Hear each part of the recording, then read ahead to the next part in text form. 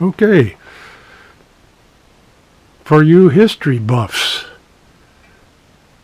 let's take a look back at home entertainment in 1895. Got a few choices here.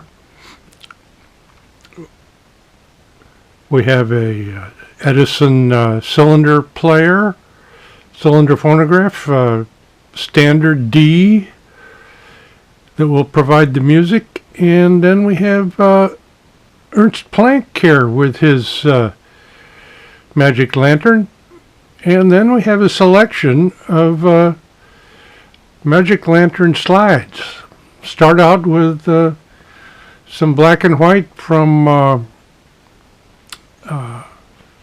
Max Sladanowski in Berlin, and Max was an inventor and an entrepreneur, and he made slides, lots of them. Then it's a photograph. There are photographic slides. These are the black and white ones you'll see first.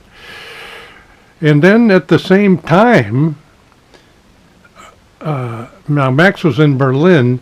At the same time in Nuremberg, Max Planck Company was putting out color slides, not photographic, but they were renderings, drawings.